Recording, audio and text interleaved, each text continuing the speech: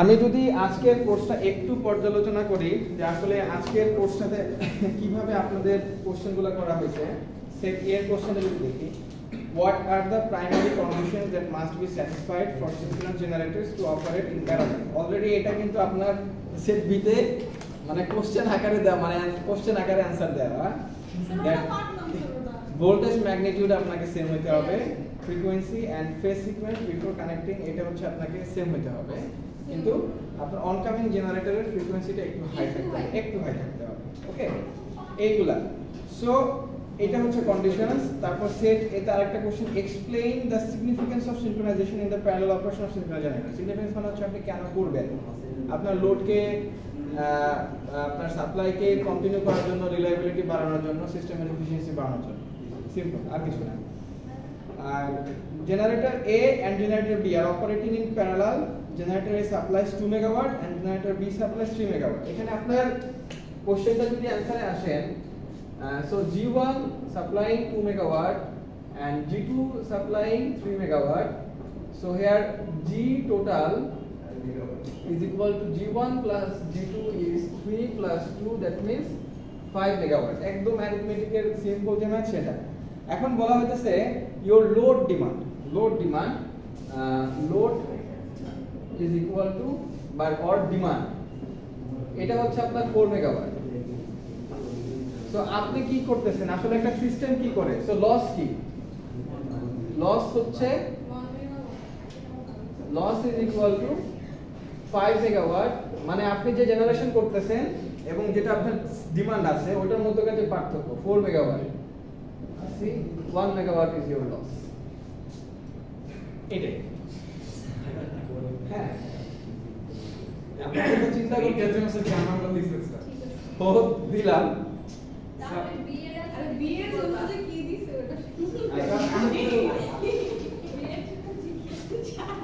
আচ্ছা। এটা পড়ছো? না।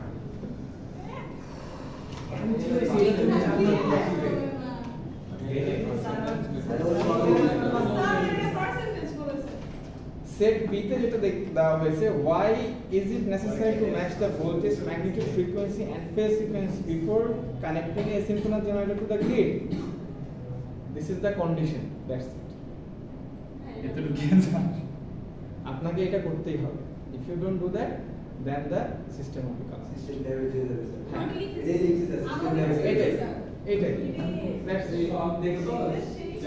এটা কন্ডিশন, আপনাকে এটা ফুলফিল করতেই হবে। আমি আপনাদেরকে এর আগের ক্লাসে বলছি না যে দোলনাতে দোল খেলতেছে, এখন ও যখন মনে করেন দোলনার আমি তিনটা অবস্থা ধরলাম, তিনটা, একটা দোলনার তিনটা অবস্থা, একটা হচ্ছে এই অবস্থায়, একটা হচ্ছে এই অবস্থায়, একটা হচ্ছে এই অবস্থায়। ওকে, সো এই তিনটা অবস্থার মধ্যে আপনাকে যদি বলতে হয় যে আপনার ছোট ভাই বা ছোট বংশের দোল খাইতেছে, আপনি কোন অবস্থায় তাকে ধাক্কা দিবেন? হ্যাঁ, ডেফিনেটলি আপনি তাকে এই অবস্থায় যখন আসবে, এই অবস্থায় আসার পরে, যখন এই অবস্থায় আসলে মনে করেন এই পার্টটুকু আসতেছে, আসার পরে যখন সেখানে সাম্য অবস্থায় যাবে, মানে এখানে স্টপ হয়ে যায়, স্টপ হওয়ার পরে যখন সে এদিকে আবার মুভ করতে আসবে, আপনি ঠিক তখন তাকে ধাক্কা দিবেন, তাই না? মানে দেখেন, অলরেডি আপনি তার একটা এনার্জিকে আপনি তাকে ম্যাচ করার পরে ওই সেম এনার্জি নিয়ে আপনি তাকে ধাক্কা দিচ্ছেন, তখন আপনার কি হতে হবে, তখন আপনার ভোল্টেজ সেম, আপনার আদার যে ফেজ সিকোয়েন্স, ফেজ সব সেম, হ্যাঁ, কিন্তু আপনার ফ্রিকোয়েন্সিটা, ধাক্কা দেওয়ার রেটটা এটা একটু বড় হতে হবে। এখন যদি বলেন যে না আমি আমার ওরে আমি আরো বেশি আগে থেকে ধাক্কা দিব, আপনি যদি বেশি দরদ দেখায় এখান থেকে ধাক্কা দিতে যান, দেখবেন আপনি তখন একবারে বিপরীত ভাবে একটা সংঘর্ষ হয়ে যাবে, ও হার্ট হবে এবং ও দোলনা থেকে পড়েও যেতে পারে। তো আপনাকে একদম সুইং এর বিষয়টাকে চিন্তা করতে হবে।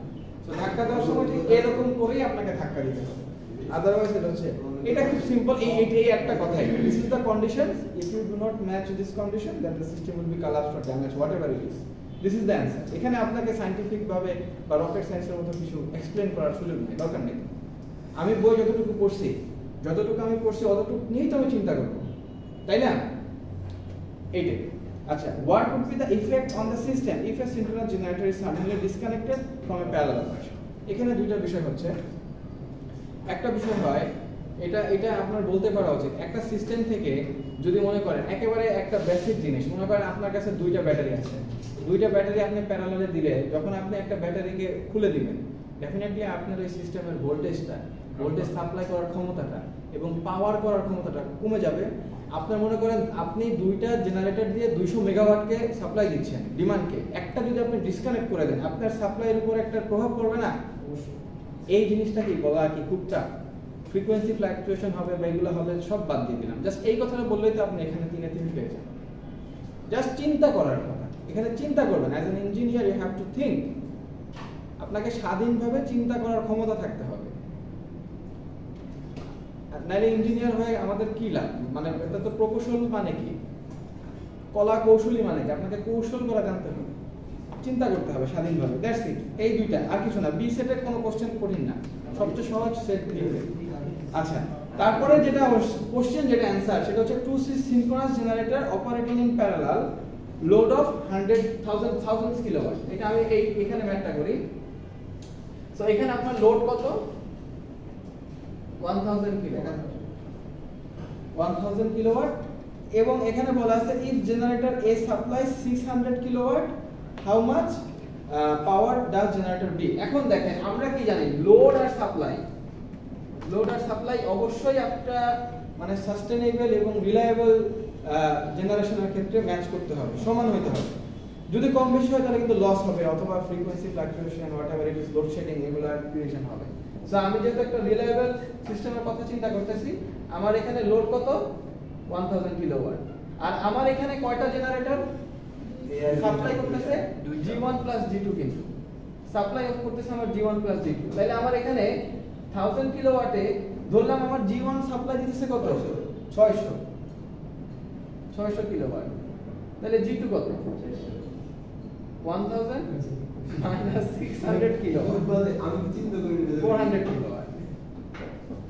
That's it. এর থেকে সহজ হবে না, আমি এবার দিতে পারি। চারটা মার্ক দিয়ে আমার এটা হবে না, আমাকে বলেন এইখানে। হ্যাঁ, মানে ভাবি যে এত ইজিলি কনভার্ট দিতে পারছ, তার মানে ঝামেলা আছে, তার মানে পারবে না। এখানে অনেকে অনেক বড় বড় সূত্র আপনারা মিলাইছেন, এগুলো আমি নিজেও পারবো না, এমন সূত্র দিছে। চিন্তা করে দেখেন,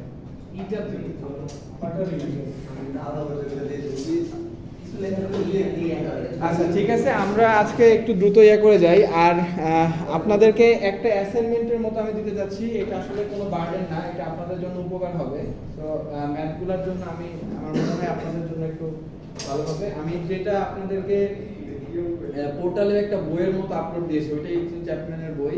ওইখানে সিনক্রোনাস জেনারেটরের যে চ্যাপ্টারটা, ওইটা হচ্ছে সিনক্রোনাস জেনারেটর চ্যাপ্টার, ওইটা হচ্ছে চ্যাপ্টার 5, আমি যতদূর মনে করতে পারি চ্যাপ্টার 5। ওইখানে 5.1 থেকে 5.5 এই ম্যাথগুলো করবেন। 5.1 থেকে 5.5 ম্যাথগুলো করবেন।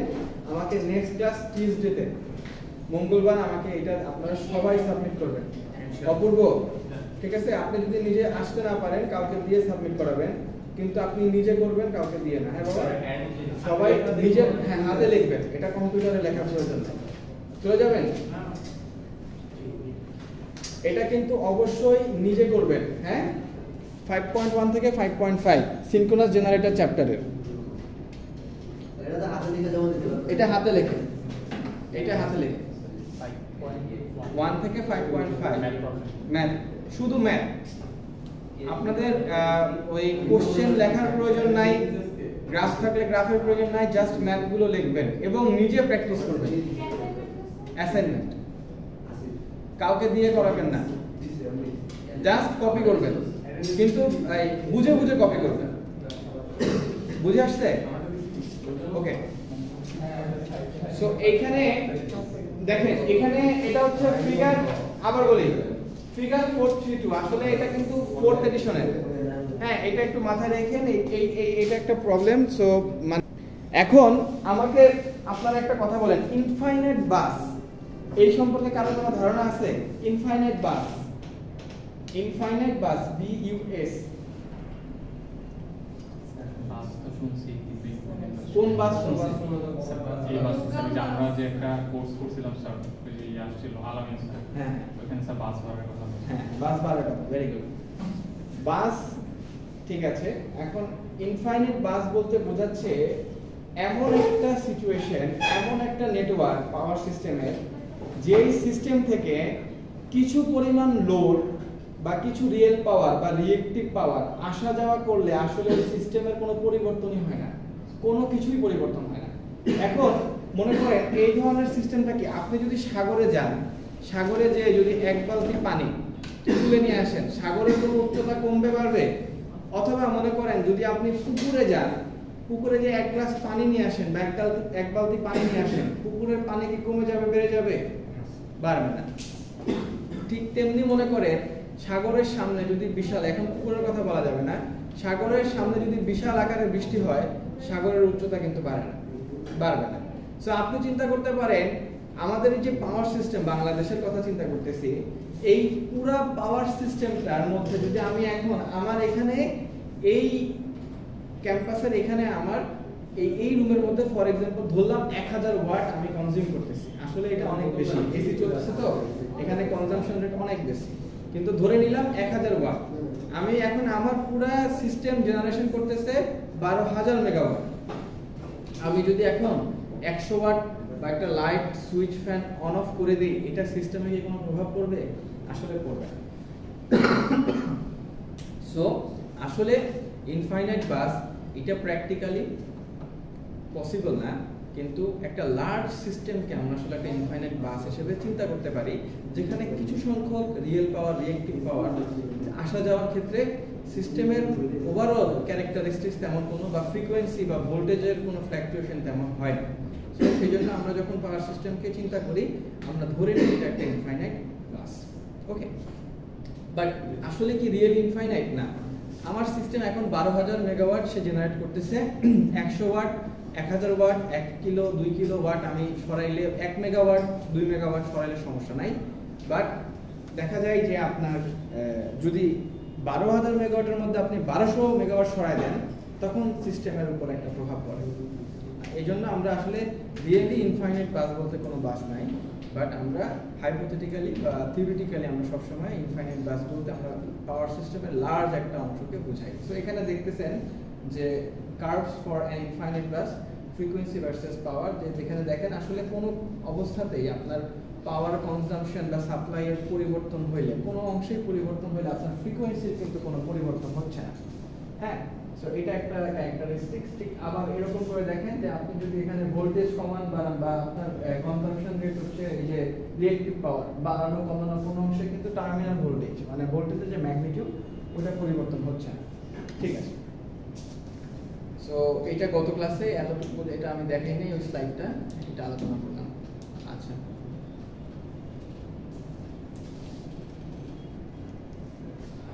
সো এটা এখানে কথা এটা বলা আছে, এটা অলরেডি বলে দিয়েছি।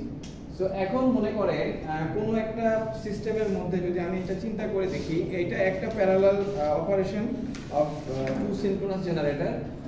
এটা হচ্ছে টু সিনক্রোনাস না, একটা জেনারেটরকে যখন আমি একটা ইনফাইনাইট বাসের সাথে কানেক্ট করে দিব, এইটা দেখতে আসলে এরকম হবে। এখন ইনফাইনাইট বাসটা হচ্ছে ওই যে ওই লার্জ পাওয়ার সিস্টেম। এখন ওই লার্জ পাওয়ার সিস্টেমে অলরেডি আপনাকে বলছি যে কিছু পাওয়ার যদি বের করে নিই বা যদি কিছু পাওয়ার আমি দিয়ে দিই, আসলে ওই সিস্টেম ক্যারেক্টারিস্টিক্স তেমন কোনো পরিবর্তন হয় না। তো আমি যদি একটা ইনফাইনাইট বাসের সাথে একটা জেনারেটরকে কানেকশন করি, সিনক্রোনাস জেনারেটরকে বা এসি জেনারেটরকে বা অল্টারনেটরকে কানেকশন করি, তাহলে আমি আমার ওই প্রদত্ত ইনফাইনাইট বাসের পাওয়ারের সাথে আমার ইনকামিং বা অনকামিং যে জেনারেটরটা আমি দিচ্ছি সিস্টেমে, সেটার ফ্রিকোয়েন্সির কার্ভটাকে যদি আমি পরস্পর পাশাপাশি কানেক্ট করে একটা কার্ভ আঁকি, তখন কার্ভটা দেখতে এরকম হবে। অবশ্যই আপনার অনকামিং জেনারেটর নো লোড কন্ডিশনের ফ্রিকোয়েন্সিটা হাই থাকবে, সেট পয়েন্টটা হাই থাকে যখন আমি সিস্টেমকে, কারণ আমি তখন এটা কানেক্ট করতেছি, কানেক্ট করা অবস্থায় আমার ফ্রিকোয়েন্সি কিন্তু কি থাকবে, বেশি থাকবে। বাট কানেক্ট করার পরে এটা স্টেবল হয়ে যাবে, আস্তে আস্তে কমে এটা কোথায় যাবে, ওই 50 বা 60 হার্টজ যদি থাকে সেখানে এটা চলে আসলো। দেখছেন পিজি চলে আসলো। এখন এটাকে আপনি যদি আরেকটু এক্সটেন্ড করে দেন তাহলে দেখেন তো এটা কিন্তু দেখতে একটা ঘরের মতো হয়ে যায়। হ্যাঁ, সো এই কার্ভটাকে আপনাকে কি বলা হয়, হাউস ডায়াগ্রাম। ওকে, সো এটাকে বলা হয় the frequency versus power diagram or house diagram for a synchronous generator. আচ্ছা, এখন আমাকে একটা প্রশ্ন আমি আপনাদেরকে বললাম যে মনে করেন যদি কোনো আমি জেনারেটরকে কম ফ্রিকোয়েন্সিতে সিস্টেমের সাথে কানেক্ট করাই, হ্যাঁ, লোয়ার ফ্রিকোয়েন্সিতে, তাহলে আমার ওই জেনারেটরটা কিভাবে কাজ করবে ইনফাইনাইট বাসের সাথে? যদি আমি একটা জেনারেটরকে কম ফ্রিকোয়েন্সিতে কানেক্ট করি, হ্যাঁ বলেন আর কেউ, তখন ওই জেনারেটরটা আসলে একটা লোড হিসেবে কাজ করবে। সে হচ্ছে একটা মোটরকে ঘুরতে থাকবে। তখন আপনি তাকে চাইলেই ডিসকানেক্ট করা বা খুব করাটা খুব টাফ হয়ে যাবে এবং ওই মোটরটাতে ওভারহিটিং এর একটা সম্ভাবনা থাকবে এবং সেটা নষ্ট হয়ে যাবে।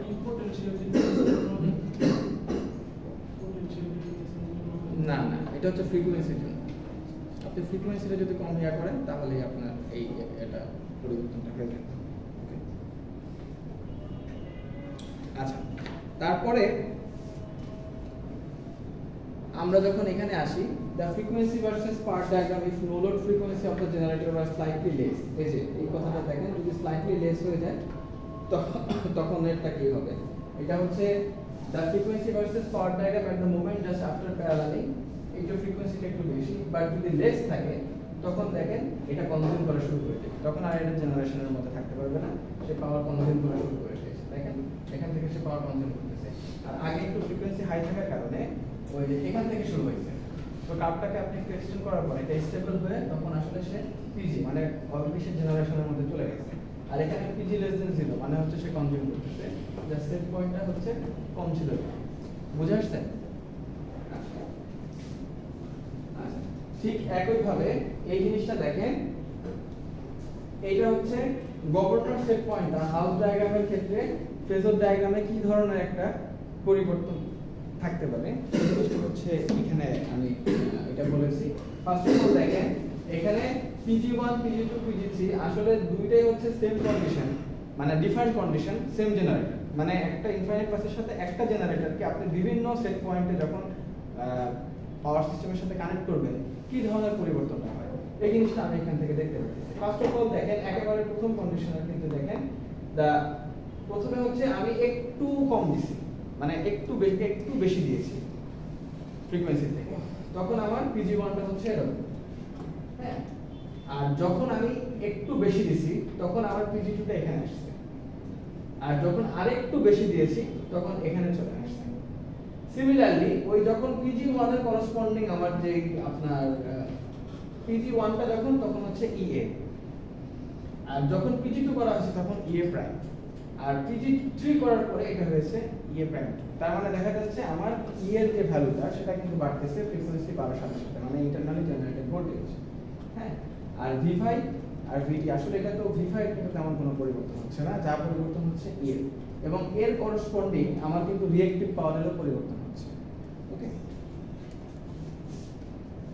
সো এই যে দেখেন এখান থেকে আপনি দেখতেছেন যে এখান থেকে আমার রিঅ্যাকটিভ পাওয়ার এটা কিন্তু পরিবর্তন হচ্ছে, কারণ আমার কারেন্টের ভ্যালু লিডিং ল্যাগিং হচ্ছে।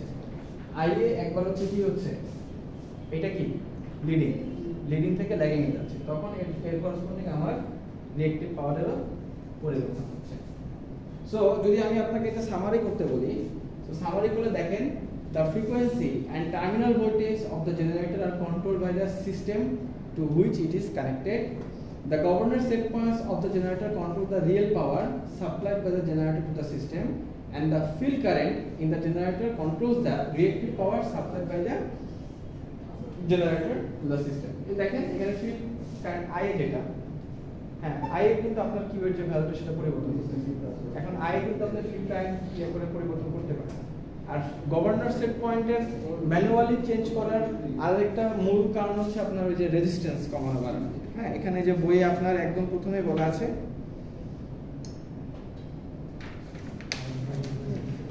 একেবারে এই যে যেমন operation of জেনারেটরস in parallel with large system, এখানে বলা আছে যে to understand the behaviour of a generator connected to such a large system, examine a system consisting of a generator and an infinite bus in parallel system supplying a load. Assume that a generator's prime mover has a governor mechanism, but the field is controlled by manually by a resistor. So resistor value কমাইলে বাইরে আমি কিন্তু field current কমাইলে বাইতে পারি, ঠিক আছে?